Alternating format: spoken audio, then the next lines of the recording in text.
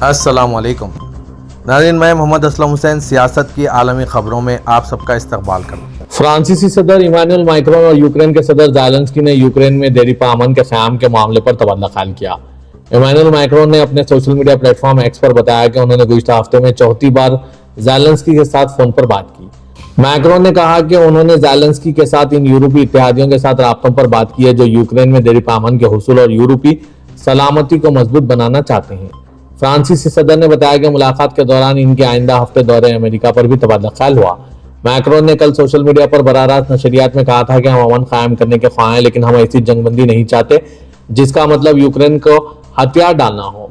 Zelensky को गैर मुंतखब डिक्टेटर करार देने वाले अमेरिकी सदर डोनाल्ड ट्रंप के बयानात के बारे में मैक्रोन ने कहा, यूक्रेन के सदर आज़ादाना इंतखाबात के जरिए इख्तिदार में आए, लेकिन पुतिन के लिए नहीं है, जो तवील अरसे से इंतखाबात में जोड़ तोड़ कर रहे हैं और अपने मुखालिफिन को मार रहे हैं।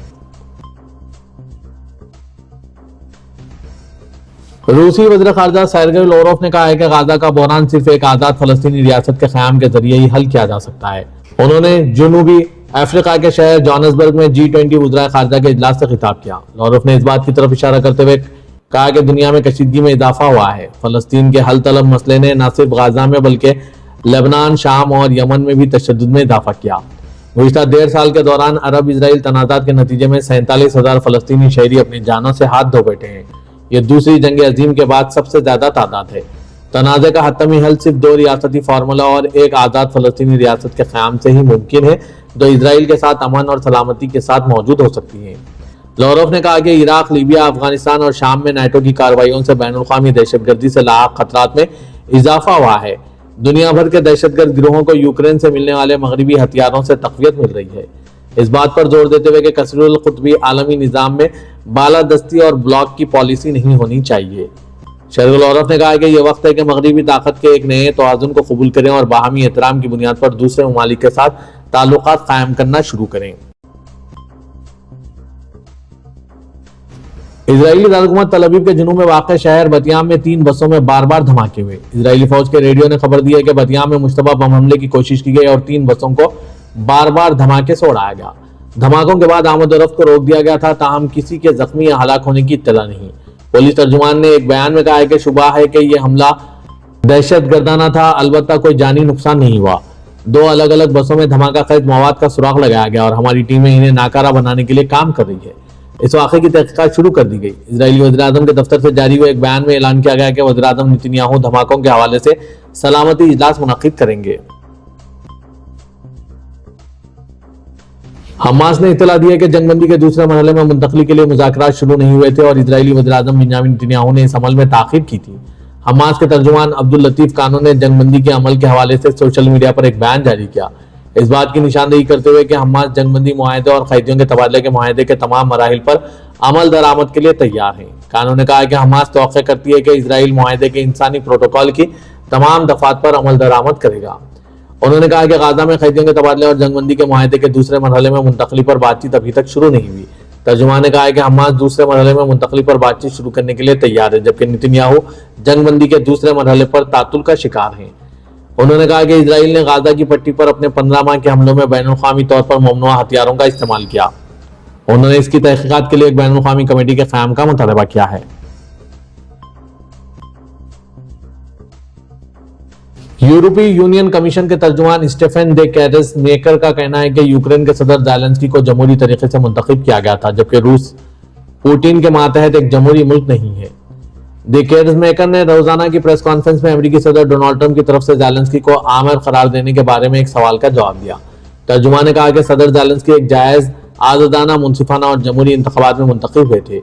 यूक्रेन एक जमहूरी मुल्क है, पुतिन का रूस नहीं।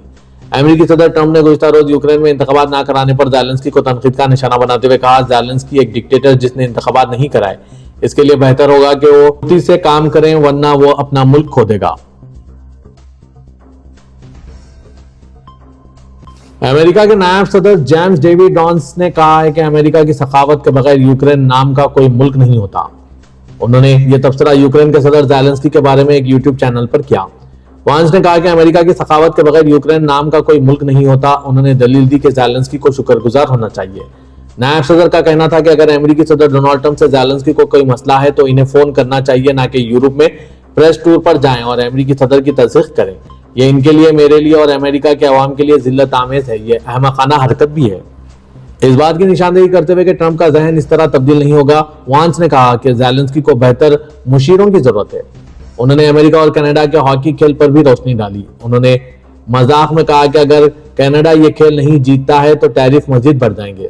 میچ سے قبل ڈونلڈ ٹرمپ نے اپنے پیغام میں کہا تھا کہ میری خواہش ہے کہ ہماری ٹیم کینیڈا کے خلاف فتح حاصل کرے، جو جلد ہی ہماری قیمتی اور انتہائی اہم 51ویں ریاست بن جائے گی۔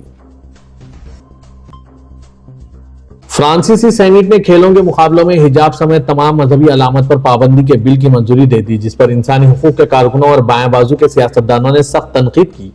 فرانس کی دائیں بازو کی اکثریت والی سینیٹ نے 210 ووٹوں کے مقابلے میں 81 ووٹوں سے اس متنازع بل کو منظور کر لیا، جس کے تحت تمام کھیلوں کے مقابلوں میں ایسے نشانات یا لباس پہننے پر پابندی ہوگی جو سیاسی یا مذہبی وابستگی ظاہر کرتے ہوں۔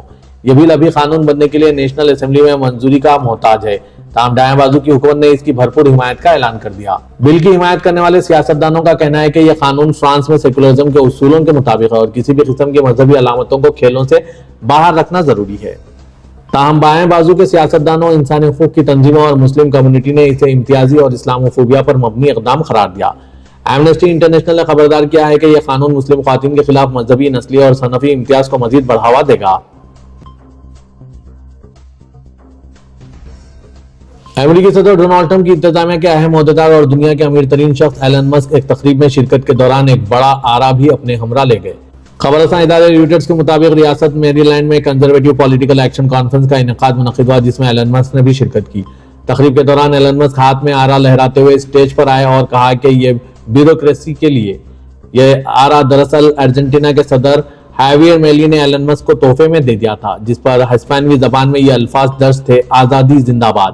خیال رہے کہ صدر ٹرمپ نے ایلن مسک کو وفاقی اخراجات میں کمی، بیوروکریسی میں ریڈ ٹیپ کے خاتمے، وفاقی اداروں کی تنظیم نو اور سرکاری ملازمین کی تعداد میں کمی لانے کی ذمہ داری سونپی ہے۔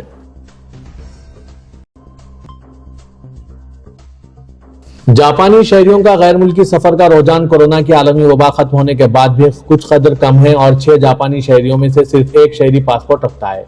خبر رساں ادارے AFP نے جاپان کی وزارت خارجہ کے حوالے سے کہا ہے کہ دسمبر 2024 کے اعداد و شمار کے مطابق 2 کروڑ 16 لاکھ یعنی صرف 17.5% جاپانی شہریوں کے پاس پاسپورٹ ہے، جبکہ کورونا کے عالمی وبا سے پہلے 1/4 جاپانی آبادی کے پاس پاسپورٹ تھا۔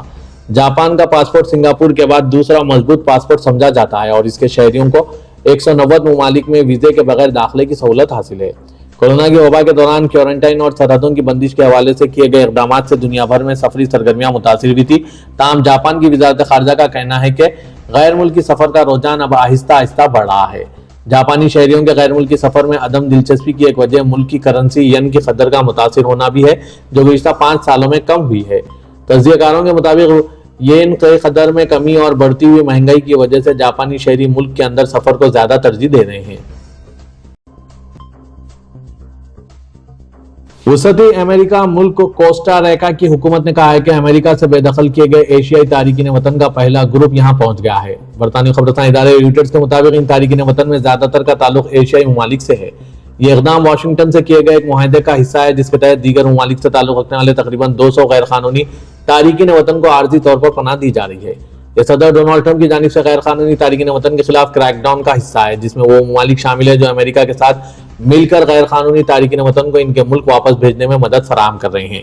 ان ممالک کے لیے پروازوں کی تعداد بھی بڑھائی جا رہی ہے۔ امریکہ سے بھیجے گئے تارکین وطن کو سان ڈیاگو سے کوسٹا ریکا کے دارالحکومت سان ہوزے لے جایا گیا، جہاں سے انہیں بس کے ذریعے پاناما کی سرحد کے قریب تارکین وطن کی ایک پناہ گاہ میں رکھا گیا۔ سان ہوزے ایئرپورٹ پر صحافیوں سے گفتگو میں نائب وزیر داخلہ عمر بادلہ نے کہا ہے کہ ان تارکین وطن کو کوسٹا ریکا میں 1 مہینے تک رہنے کی اجازت دی جائے گی اور اس دوران حکام ان کے اپنے ملکوں میں رضاکارانہ واپسی کے انتظامات کریں گے۔ امریکہ میں سعودی سفیر شہزادہ ریما بنت بندر نے کہا ہے کہ سعودی عرب اور امریکہ کے درمیان مضبوط تعلقات مزید فروغ پا رہے ہیں۔ شہزادی ریما نے کہا کہ مضبوط اور بڑھتے ہوئے سعودی امریکہ تعلقات ایک ساتھ زیادہ خوشحال مستقبل کے لیے ناقابل تصور موقع پیدا کر رہے ہیں۔ انہوں نے یہ تبصرہ فیوچر انویسٹمنٹ انیشیٹو ترجیحی میامی 2025 سمٹ میں امریکی صدر ٹرمپ کا خیر مقدم کرنے کے بعد ایکس اکاؤنٹ پر کیا۔ انہوں نے لکھا کہ مفکرین، سرمایہ کاروں اور پالیسی سازوں کا اجتماع ہمارے مشترکہ ویژن کی مضبوطی کی عکاسی کرتا ہے، جہاں شراکت داری، تجارت اور سرمایہ کاری کو فروغ دیتے ہیں۔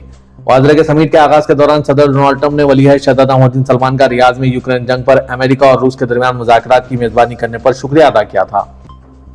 کانفرنس میں سعودی عرب کی امریکہ میں سفیر ریما بنت بدر، سعودی پبلک انویسٹمنٹ فنڈ کے گورنر یاسر اور دنیا کے امیر ترین شخص اور ٹرمپ انتظامیہ کے اہم عہدیدار ایلن مسک نے بھی شرکت کی۔ سعودی عرب کا یوم تاسیس ہر سال 22 فروری کو منایا جاتا ہے۔ ریاض میونسپلٹی نے یوم تاسیس 2025 منانے کے لیے تیاریاں مکمل کر لی۔ سعودی خبررساں ادارے SPA کے مطابق سعودی دارالحکومت ریاض کے مختلف علاقوں، خاص مقامات، چوراہوں اور مرکزی سڑکوں پر پہلی سعودی ریاست کے پرچموں سمیت 8000 سے زیادہ پرچم لگا دیے گئے۔ ریاض میونسپلٹی کی ٹیموں نے مرکزی سڑکوں پر 2403 سعودی پرچم، مختلف چوراہوں اور پلوں پر 3776 جھنڈے اور لائٹنگ پولز کے ساتھ 1851 جھنڈے نصب کیے۔ ریاض میونسپلٹی کا کہنا ہے کہ ریاض کی سڑکوں پر لہراتے ہوئے پرچم شہر کے جمالیاتی حسن کو دوبالا کر رہے ہیں۔ میونسپلٹی کی فیلڈ ٹیموں نے ان کی تنصیب کا کام شیڈول کے مطابق انجام دیا۔ ریاض میونسپلٹی کا کہنا ہے کہ یہ کوششیں مملکت کے ویژن 2030 کے مطابق قومی شناخت کو اجاگر کرنے اور شہری منظر نامے کو بہتر بنانے کے لیے کی جا رہی ہے۔ اس کا مقصد دارالحکومت کو خوبصورت اور پرکشش بنانا ہے۔ پاکستان کی Khyber Pakhtunkhwa science and information technology نے سعودی عرب میں 2 IT کمپنیوں سے معاہدہ کیا، جس کے تحت IT گریجویٹس کو مختلف ٹیکنالوجیز کی تربیت کا آغاز ہو گیا۔ خیبر پختونخوا حکومت نے سعودی عرب کے لیب 2025 سمیٹ میں شرکت کے دوران IT شعبے کے 2 معروف کمپنی فیوژن AI اور ویژنری لمیٹڈ کمپنی کے ساتھ معاہدوں پر دستخط کیے۔ ان معاہدوں کے تحت ٹیکنالوجی، بالخصوص مصنوعی ذہانت کے میدان میں Khyber Pakhtunkhwa science and information technology کا تعاون فراہم کیا جائے گا۔ فیوژن AI کے ساتھ 1500 IT گریجویٹس کو مصنوعی ذہانت اور اس سے متعلق جدید ٹیکنالوجی کی تربیت دی جائے گی، جبکہ اس کمپنی کے ساتھ مزید 800 نوجوانوں کو ڈیوبس میں مہارت فراہم کی جائے گی۔ گیمنگ ٹیکنالوجی کے شعبے میں تعاون کے لیے خیبر پختونخوا SIT کے ساتھ ویژنری لمیٹڈ کمپنی کا معاہدہ ہوا، جس میں 1200 گیمز کو فری لائسنس سمیت مختلف ٹیکس کی تربیت دی جائے گی۔